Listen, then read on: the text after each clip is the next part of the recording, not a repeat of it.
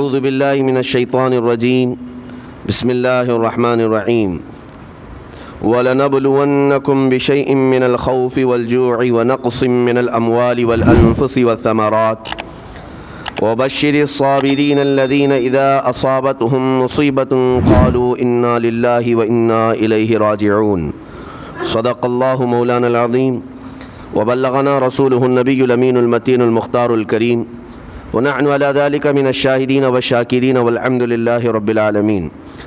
بارگاہ رسالت معاب صلی اللہ علیہ وسلم میں درود پاک کا ہدیہ پیش کریں۔ اللہم صلی علی سیدنا و مولانا محمد معدن الجود والکرم وآلہ واصحابہ الکرام وابنہ الکریم وبارک وسلم صلاة دائمة سرمدا ابدا۔ عزیزان گرامی وقار، قرآن عظیم میں اللہ رب العزت ارشاد فرماتا ہے اور ہم ضرور تمہاری آزمائش کریں گے، تمہیں آزمائیں گے۔ کن چیزوں سے آزمائیں گے؟ تمہارا امتحان ہوگا۔ 4 چیزوں کا ذکر اس آیت میں آیا ہے۔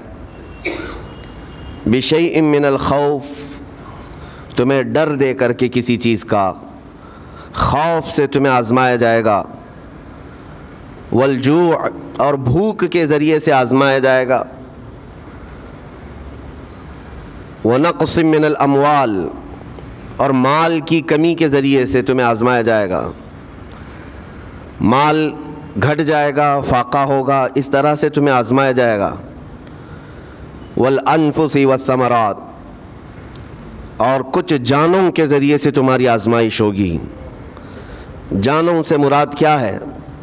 کسی عزیز کی جان چلی جائے گی تمہارے آنکھوں کے سامنے، تمہارے گھر والوں کی موت تمہارے لیے بڑی آزمائش ہے، تمہارے لیے ایک بڑا امتحان ہے۔ اور پھر آخر میں رب تبارک و تعالیٰ ارشاد فرماتا ہے وَبَشِّرِ الصَّابِرِينَ الَّذِينَ إِذَا أَصَابَتْهُم مُّصِيبَةٌ قَالُوا إِنَّا لِلَّهِ وَإِنَّا إِلَيْهِ رَاجِعُونَ۔ اے رسول، ان لوگوں کو بشارت دے دیں۔ کن لوگوں کو؟ ان لوگوں کو بشارت دے دیں جن کے پاس مصیبت آتی ہے تو یوں کہتے ہیں ہم اللہ ہی کے ہیں اور اللہ ہی کی طرف لوٹنے والے ہیں۔ مصیبتوں کے وقت جنہوں نے کہا انا للہ و انا الیہ راجعون، رب تعالیٰ فرماتا ہے رسول انہیں بشارت دے دیجیے۔ کس بات کی بشارت؟ کس بات کی خوشخبری؟ اولئک علیہم صلوات من ربہم ورحمہ واولئک هم المہتدون۔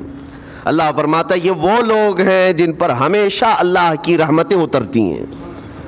جنہوں نے انا للہ و انا الیہ راجعون کہا، یہ وہ لوگ ہیں جن پر اللہ تبارک و تعالیٰ کی طرف سے ہر وقت رحمتیں اترتی ہیں، اور یہی لوگ ہدایت پائے ہوئے ہیں، یہی لوگ ہدایت والے لوگ ہیں۔ اس پوری آیت کے اعتبار سے اگر میں آپ کو بتاؤں تو پتہ یہ چلے گا، رزلٹ اس کا یہ ہے کہ مصیبتوں کے وقت صبر کرنا یہ ہدایت ہے۔ ہدایت، اگر آپ ہدایت پر ہیں یا نہیں یہ دیکھنے کے لیے مصیبتوں کے وقت ہی آپ کو دیکھا جائے گا۔ گھر میں کسی کا انتقال ہو جائے اور پھر دیکھا جائے گا کہ تمہاری زبان سے الفاظ کیا کیا نکلتے ہیں، تم شکایتیں کن کن باتوں کی کرتے ہو، پھر دیکھا جائے گا ہدایت پر ہو یا گمراہ ہو۔ ایک روایت میں یہ بھی ہے کہ جب کسی کے بچے کا یا کسی کے بھائی کا یا باپ کا انتقال ہوتا ہے گھر میں، تو جنازہ اٹھانے سے پہلے ہی وہاں ایک فرشتہ آتا ہے۔ وہ فرشتہ گھر والوں کا معائنہ کر رہا ہوتا ہے کہ کون کون کیا کیا کہہ رہا ہے۔ رب ذوالجلال ہر چیز کی خبر رکھتا ہے، لیکن فرشتوں کو اسباب بنایا گیا ہے اور گواہ بنانے کے لیے انہیں یہ ڈیوٹی دی جاتی ہے۔ ہر ایک کی زبان سے نکلے ہوئے الفاظ وہ سنتا ہے اور جا کر کے رب تعالیٰ کی بارگاہ میں عرض کرتا ہے۔ اللہ تعالیٰ پوچھتا ہے کہ میں نے فلاں کے گھر سے ایک جان لے لی، ان کا عزیز بیٹا چلا گیا، بھائی چلا گیا، ماں چلی گئی، وہ لوگ میرے بارے میں کیا کہہ رہے تھے؟ فرشتہ کہتا ہے اے رب ذوالجلال، ان لوگوں کے زبان پر شکر کے الفاظ تھے، وَإِنَّا لِلَّهِ وَإِنَّا إِلَيْهِ راجعون کہہ رہے تھے، اور وہ صبر کر رہے تھے۔ میں نے گھر والوں کے سب حالات دیکھے۔ اللہ تعالیٰ فرماتا ہے اے میرے فرشتے تو گواہ رہنا، میں نے ان سے جو چیز لیا ہے اس سے کئی گنا زیادہ نعمت انہیں عطا کروں گا، اس سے بہتر نسل انہیں دی جائے گی، اور ان کے غم آج جتنے ہیں اس سے کئی گنا زیادہ خوشیاں میں انہیں جنت کی عطا کروں گا۔ جنہوں نے میری دی ہوئی مصیبت پر صبر کیا۔ اور کوئی گھر ایسا ہوگا جس گھر سے فرشتہ جا کر کہے گا کہ مولا اس گھر والے تو بے قابو تھے، جو منہ میں آیا بکے جا رہے تھے، وہ تو یوں کہہ رہے تھے کہ اللہ کو کیا ہمارا ہی گھر ملا، ہمارا ہی بچہ جانے کو تھا، ہمارے ہی گھر میں یہ آفت آنے کو تھی۔ اس طرح کے الفاظ وہ کہہ رہے تھے اور رب تبارک و تعالیٰ کو ظالم کہہ رہے تھے۔ اللہ تبارک و تعالیٰ اپنے جلال کا اظہار فرماتا ہے، ارشاد فرماتا ہے فرشتے کو، اے فرشتے تو گواہ رہنا، انہوں نے میرے بارے میں جیسا گمان کیا اب میں ان کے ساتھ ویسا ہی سلوک کروں گا۔ اللہ تبارک و تعالیٰ کے ساتھ یہ گمان جس طرح بندہ کرے گا اللہ تعالیٰ اس کے ساتھ اسی طرح کا سلوک فرمائے گا۔ اس کو ارحم الراحمین ہی تصور کرو۔ ہمیشہ رب تبارک و تعالیٰ مہربان ہے اور مہربان ہی اس کی طرف گمان کرنا بھی چاہیے مومن کو۔ انشاءاللہ العزیز مہربانی ہوگی اور بلکہ دلوں کا قرار اور سکون بھی رب تعالیٰ ہی عطا کرتا ہے۔ اے میرے عزیزو، یہ تمہیدی باتوں کے بعد میں اب عرض کرنا چاہتا ہوں، محرم الحرام کے مہینے میں کربلا کے واقعات سنتے ہی رہتے ہیں۔ میرے عزیزو، ہم بچپن سے لے کر اب تک ہر سال کربلا میں ہونے والے عظیم حادثے کو سنتے بھی آ رہے ہیں۔ 14 صدیوں گزر جانے کے بعد بھی اس واقعے کو یاد کرتے ہیں تو آنکھیں بھیگ جاتی ہیں۔ اس میدان میں، وہاں کے ریگزاروں میں رسول کریم صلی اللہ تعالیٰ علیہ وسلم کے اہل بیت کا جو امتحان تھا وہ کتنا سخت تھا، کتنا کٹھن تھا۔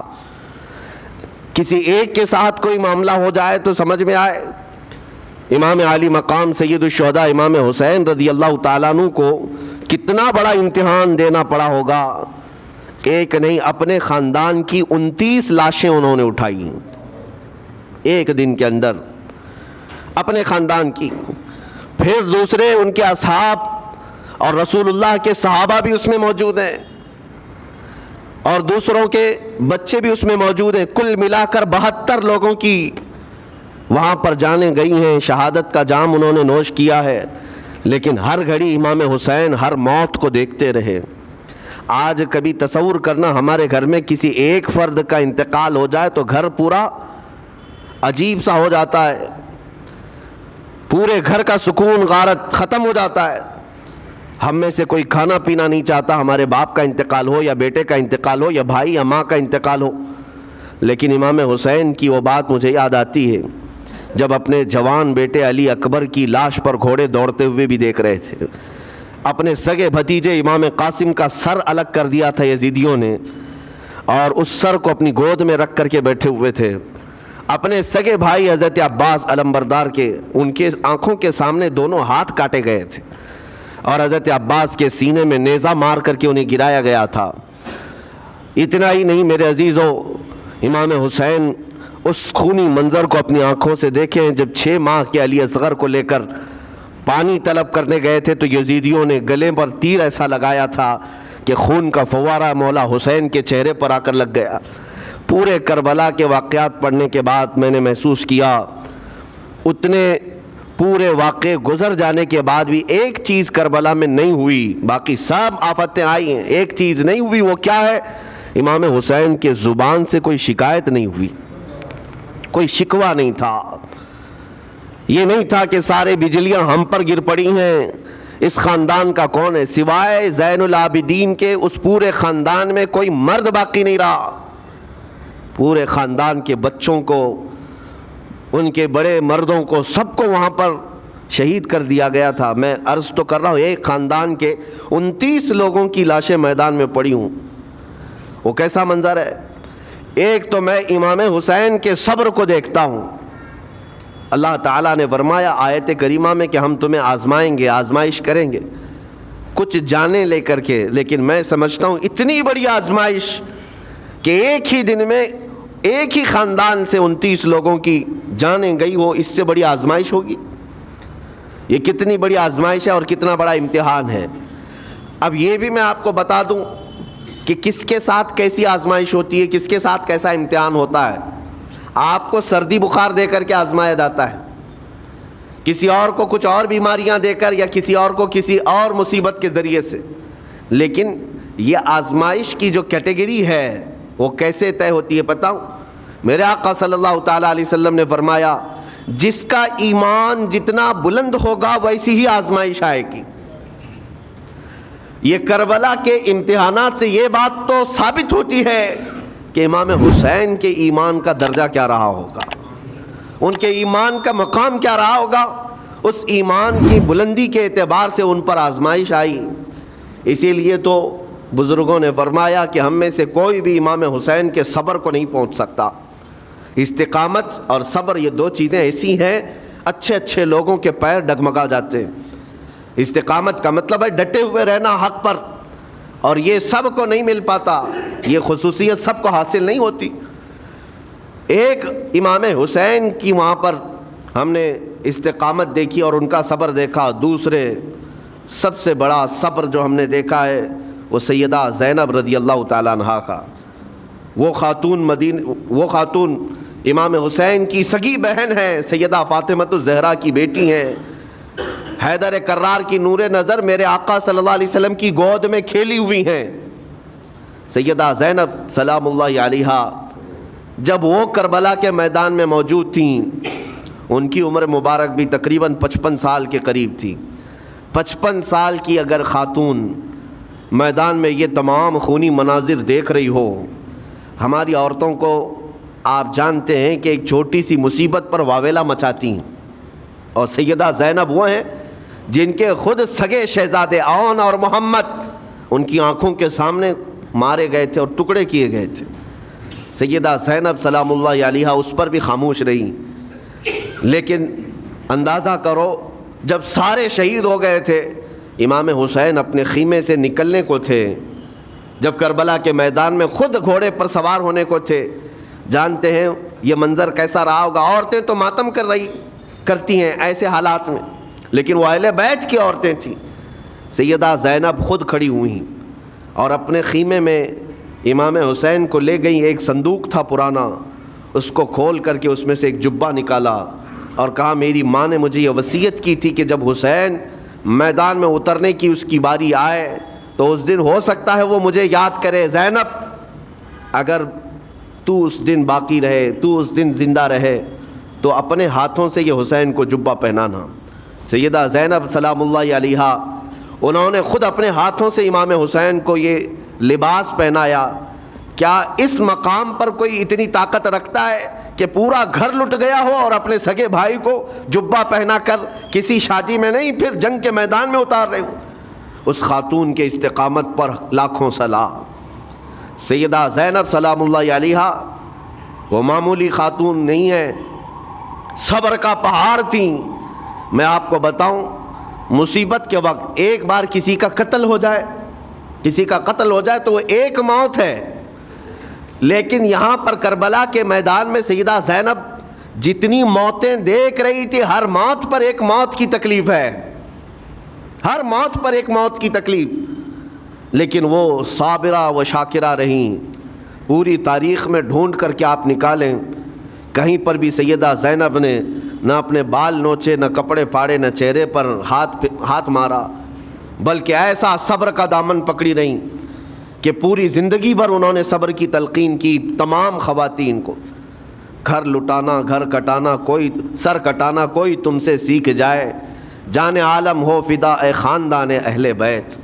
امام زمن فاضل بریلوی رحمۃ اللہ علیہ نے فرمایا ہے، سر کٹانا، گھر لٹانا کوئی تم سے سیکھ جائے، جان عالم ہو فدا اے خاندان اہل بیت۔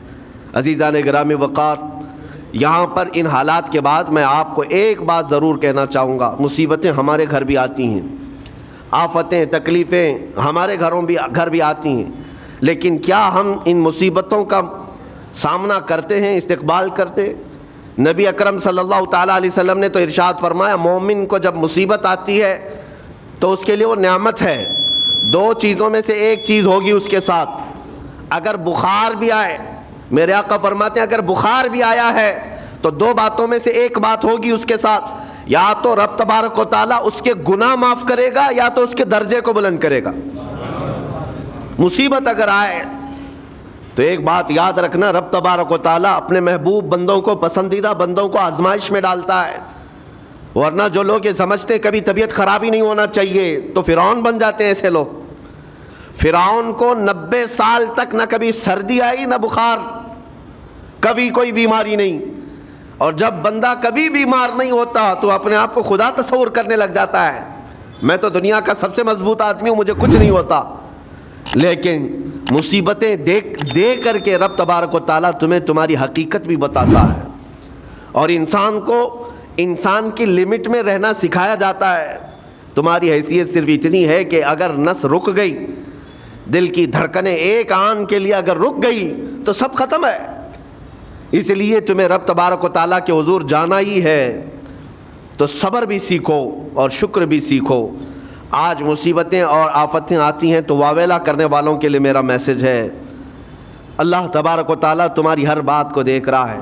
تمہارے چیخنے سے، چلانے سے، تمہاری شکایت کرنے سے گئے ہوئے آدمی کی جان واپس تو نہیں آنی ہے۔ تمہارا عزیز ترین بھائی مر گیا، تم جس سے سب سے زیادہ پیار کرتے تھے وہ بیٹا انتقال کر گیا۔ مجھے بتاؤ، تم 10 لوگوں میں چیخو گے، چلاؤ گے، رب تعالیٰ کے حضور بری بری باتیں بھی کرو گے، تو کیا وہ گئی ہوئی جان واپس آ سکتی ہے؟ میرے عزیزو، یہ وہ حکومت نہیں ہے کہ تمہارا احتجاج کرنے پر قانون واپس لے لیا جائے۔ تمہارے سب مل کر کے پروٹیسٹ کرنے سے حکومتیں اپنے فیصلے واپس لے سکتی ہیں، لیکن وہ رب ذوالجلال شہنشاہ اعظم کا قانون ہے۔ وہاں نبیوں کی بھی جو روح لی گئی، وہاں پر اللہ تبارک و تعالیٰ نے اپنے محبوب نبیوں کی بھی روح کو قبض کرنے کا حکم دیا، تو کیا سب کے غم منانے سے وہ روحیں واپس کرنے کا فیصلہ کیا گیا ہے؟ نہیں میرے عزیزو، اس عالم میں، اس کائنات میں پھر کوئی ہمارے رونے چیخنے چلانے سے واپس نہیں آتا۔ ہاں، غم کرنا اپنی جگہ پر ہے، لیکن غم کا شرعی طریقہ کیا ہے؟ میرے آقا صلی اللہ تعالیٰ علیہ وسلم نے بھی غم فرمایا۔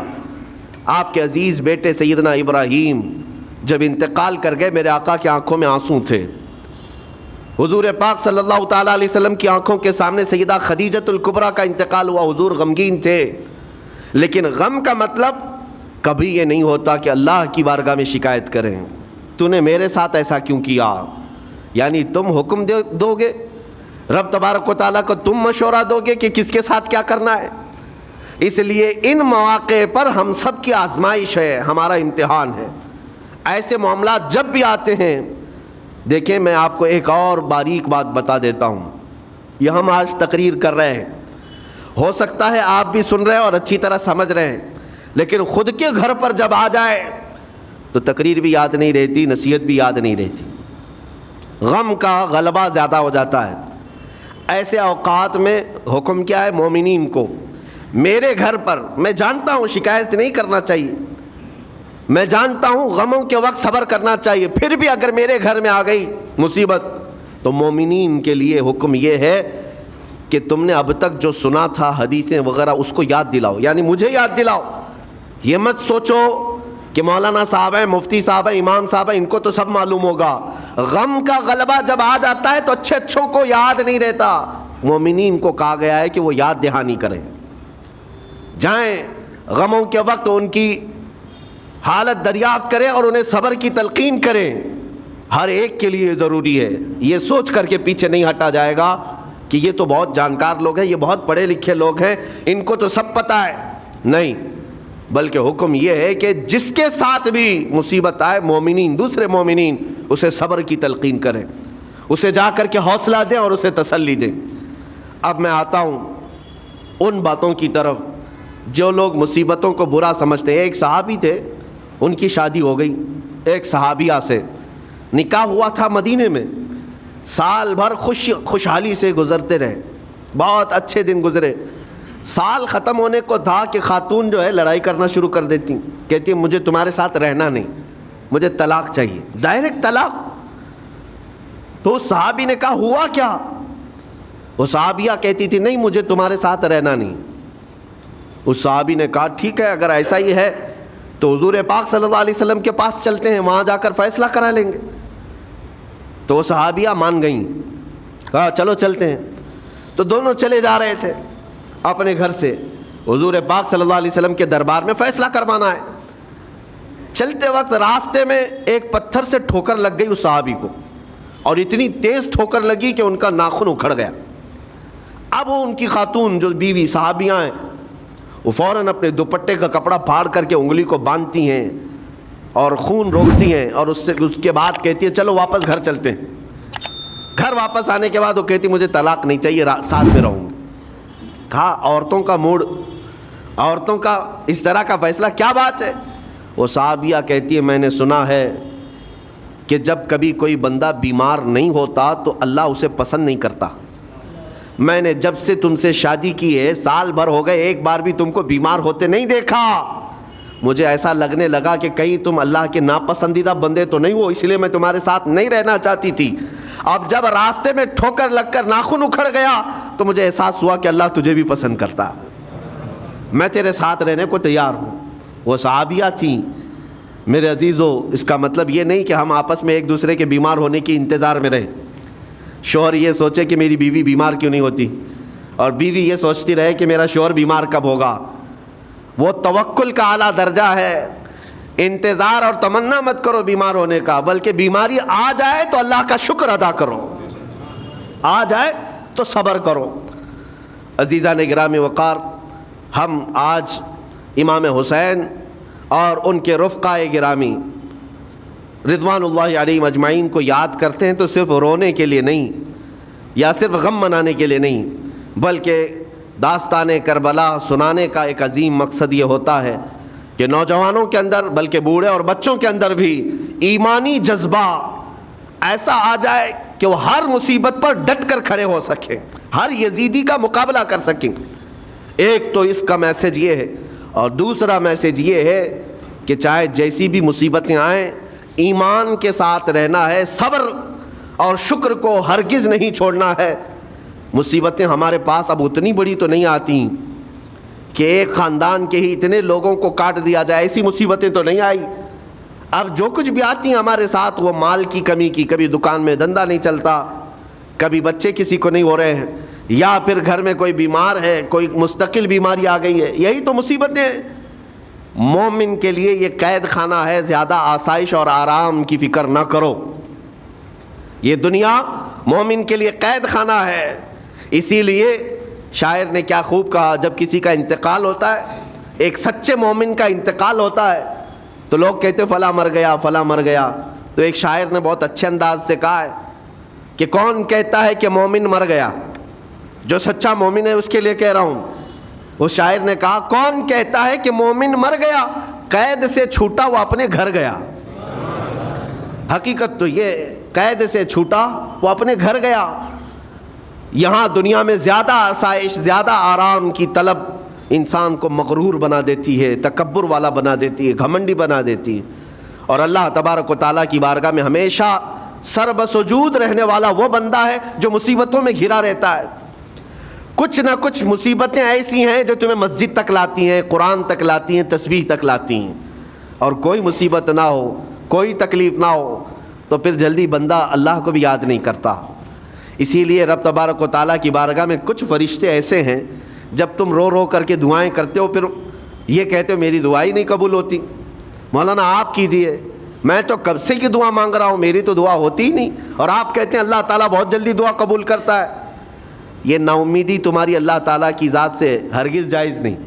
لیکن میں وجہ بھی بتا دیتا ہوں، کچھ فرشتے ایسے ہیں جو تمہاری دعائیں سن سن کر کے اللہ سے کہتے مولا یہ بندہ کتنا مانگ رہا ہے، تو قبول کیوں نہیں کرتا؟ رب تبارک و تعالیٰ یہ جو مانگ رہا ہے اسے دے کیوں نہیں دیتا؟ رب تعالیٰ فرماتا ہے فرشتوں میں بھی سن رہا ہوں اس کے مانگنے کو، اس کی دعاؤں کو، اگر میں ابھی اس کو دے دوں تو وہ مانگنا بند کر دے گا، اور اس کا مانگنا مجھے اچھا لگتا ہے، جب تک وہ مانگتا رہے گا میں اسے پسند کرتا رہوں گا۔ ایک وجہ یہ بھی ہوتی ہے تم مایوس ہو کر کے چھوڑ دیتے ہو کہ آپ کیا دعا کرنا، اتنے دنوں سے کر ہی رہا تھا، کچھ نہیں ہوتا۔ اگر تمہاری دعاؤں کا اثر جلدی نظر نہیں آتا تو رحمان تمہاری دعائیں سن رہا ہے اور وہ تمہاری دعائیں پسند بھی کر رہا ہے۔ میرے عزیزو، یہ تمام حالات میں آپ اللہ تبارک و تعالیٰ کی بارگاہ میں کثرت سے دعا ہی کریں اور مانگا ہی کریں جب مصیبتیں آئیں۔ آج کے حالات بھی ہماری آزمائش کے حالات ہیں۔ آج کا جو دور ہے وہ بھی ایک یزیدی دور ہے۔ یہاں پر جگہ جگہ جو مسلمانوں کے ساتھ حالات ہیں، یہ ہمارے لیے آزمائش کا دور ہے، بہت بڑا امتحان چل رہا ہے۔ ان حالات میں مسلمانوں کو چاہیے وہ اپنے ایمان کے ساتھ ڈٹے رہیں، استقامت۔ مولا حسین کے سبق کو پڑھیں، اس وقت تو ان کی گردنوں پر تلواریں تھیں، ان کے بچوں کے سینے چھدے ہوئے تھے تیروں سے، لیکن وہ ڈٹے ہوئے تھے میرے مصطفیٰ کی شریعت پر۔ آج ابھی تمہارے سینوں پر بندوق کی گولیاں نہیں لگائی گئیں، ابھی تمہارے اوپر اتنی بڑی مصیبتیں نہیں آئیں، لیکن میں پھر بھی دیکھتا ہوں نوجوانوں کو کہ کوئی مصیبت نہ آنے کے باوجود بھی تم اسلام کے ساتھ کھلواڑ کر رہے ہو۔ میرے آقا کی سنتوں کو پیٹ پیچھے پھینک کر کے تم تو بازاروں کی زینت بننا پسند کرتے ہو۔ اکثر لوگوں کو ہم نے دیکھا آج مجرے کرنے والوں کی کثرت یہ ہمارے نوجوان بچوں کی ہے۔ یہ اپنے جسموں کی نمائش کرنا اس کو فیشن سمجھتے نہیں۔ میرے عزیزو، امت مصطفیٰ اور وہ بھی امام حسن اور امام حسین کے غلام اس مردار دنیا پر کبھی بھی اپنی حکومت نہیں چاہتے، اس مردار دنیا کے وہ کبھی خواہش مند نہیں ہوتے۔ لیکن جن نوجوانوں کو آج ہم ان خواہشات کی پیروی کرتے ہوئے دیکھ رہے، افسوس ہوتا ہے، افسوس ہوتا ہے۔ آج کے حالات میں تم بھی سنبھل جاؤ، کیونکہ ایک بہت بڑی جنریشن تمہارے پیچھے ہے اور وہ تمہیں دیکھ کر کے نقل کرے گی۔ اگر آج تمہارا راستہ بگڑ گیا تو یہ جو چھوٹے بچے ہیں وہ بگڑے ہوئے راستے کو ہی اسلام سمجھنے لگ جائیں گے، وہ اسی بگڑے ہوئے راستے کو ہی صحیح راستہ سمجھ بیٹھیں گے۔ اس لیے آج نوجوانوں کی کثرت میرے آقا صلی اللہ تعالیٰ علیہ وسلم کے عاشقوں کی ہونا چاہیے، اور ان سخت ترین حالات کا مقابلہ باڈی بلڈر نہیں کر سکتا۔ میں آپ کو بتا دوں، ان ظالم یزیدیوں کا مقابلہ کاجو بادام کھانے والا نہیں کر سکتا۔ ہاں، ان حالات کا مقابلہ کرنے کے لیے جسمانی طاقت کی ضرورت نہیں، ان بڑے سے بڑے سخت ترین حالات کا مقابلہ وہ نوجوان کر سکتا ہے جس کے سینے میں عشق مصطفیٰ ہو، مولا حسین کے نقش قدم پر چلنے کا عزم رکھتا ہو، پھر چاہے وہ لاغر ہی کیوں نہ ہو، نحیف و ناتما ہی کیوں نہ ہو، کمزور ہی کیوں نہ ہو۔ لیکن ہم نے دیکھا ہے تاریخ میں کمزور بھی ہے، اگر جسمانی اعتبار سے عشق رسول کی دولت سینے پر رکھتا ہے تو دنیا میں وہ کھلبلی مچا دیتا ہے، اور کفار و مشرکین کے خیموں میں اس کی ہیبت طاری رہتی۔ ہم نے اور تاریخ پڑھی ہے۔ آخری بات عرض کرتا ہوں، امام اہل سنت فاضل بریلوی امام احمد رضا خان نور اللہ مرقدہ، اعلیٰ حضرت کو کون نہیں جانتا آج کے زمانے میں؟ ذرا ان کی سیرت اٹھا کر کے پڑھنا، اور پھر یہ بھی دیکھنا کہ جسمانی طاقت ان کی کیسی تھی، جسمانی ساخت کیا وہ چلتے تو لہیم شہیم تھے، اونچے چوڑے اور سینہ بھرا ہوا کہ لوگ صرف جسم کو دیکھ کر کے ڈر جائیں؟ نہیں، اعلیٰ حضرت فاضل بریلوی رضی اللہ تعالیٰ عنہ اس طرح جسمانی بہت اونچی چوڑی صلاحیت کے نہیں تھے، بلکہ بہت ہی ہلکا جسم رکھتے تھے، ہلکا جسم، دبلے پتلے تھے، لیکن جب اپنے حجرے میں بیٹھ کر کے قلم چلاتے تھے تو دنیا کے کونے کونوں میں ان کی گونج ہوتی تھی، اور بڑے بڑے قلعوں میں جو ہے زلزلہ آ جاتا تھا۔ اور سرکار غوث پاک رضی اللہ تعالیٰ عنہ کو کون نہیں جانتا؟ غوث پاک کا حال تو یہ تھا، جسمانی اعتبار سے آپ کی گردن کی ہڈیاں بھی دکھتی تھیں، اتنے دبلے تھے، اور کثرت عبادت کی وجہ سے، کثرت مجاہدات کی وجہ سے آپ کا جسم بہت ہی کمزور تھا۔ بلکہ ایک وقت کا واقعہ بھی ہے کہ آپ چلتے چلتے غش کھا کر گر گئے، چکر آ کر گر گئے۔ جسمانی اعتبار سے اکثر تو آپ پتے کھا کر کے رہے، کھانا بھی نہیں کھایا 40 سال تک، تو جسمانی اعتبار سے کمزور ہونا کوئی معنی نہیں رکھتا۔ لیکن دنیا یہ بھی جانتی ہے، گردن کی ہڈیاں ہی کیوں نہ دکھتی ہوں، ہاتھ و پیر کی ہڈیاں ہی کیوں نہ دکھتی ہوں غوث پاک کی، لیکن روحانی طاقت کا حال یہ ہے کہ کسی قبر کو ٹھوکر لگا دے تو مردہ زندہ ہو جائے۔ اس طاقت کو میں آج آپ کے سامنے کہنے کی بات کر رہا ہوں، عشق مصطفیٰ سینے میں ہو اور سچی عقیدت و محبت حسنین کریمین سے رکھتا ہو، اور پھر اپنے طریقے بدل لے تو بڑے جسم اور ڈیل ڈول بنانے کی ضرورت بھی نہیں آئے گی۔ مولا کریم تمہارا رعب خود ہی دشمنوں کے دلوں پر ڈالتا ہے۔ اللہ تبارک و تعالی ہم سب کو آئی ہوئی مصیبتوں کا ڈٹ کر مقابلہ کرنے کی توفیق عطا فرمائے، ہم سب کو استقامت عطا فرمائے اور صبر عطا فرمائے اور شکر عطا فرمائے، اور قیامت کے دن مولا تعالی ہم سب کو امام حسین کے ساتھ حشر عطا فرمائے، میرے آقا صلی اللہ تعالیٰ علیہ وسلم کے جھنڈے تلے ہم سب کو جمع فرمائے۔ ہمارے ان نوجوان بچوں کو جو راہ راست سے ہٹے، مولا حسین حسین اعظم کے راستے پر ان کو چلنے کی توفیق عطا فرما. قیامت تک ہماری نسلوں کو مولا عاشقان مصطفیٰ میں پیدا فرما. ہماری اولاد کو بدعقیدہ گمراہ ہونے سے ہمیشہ محفوظ فرما. وآخر دعوانا ان الحمد للہ رب العالمین. السلام علیکم.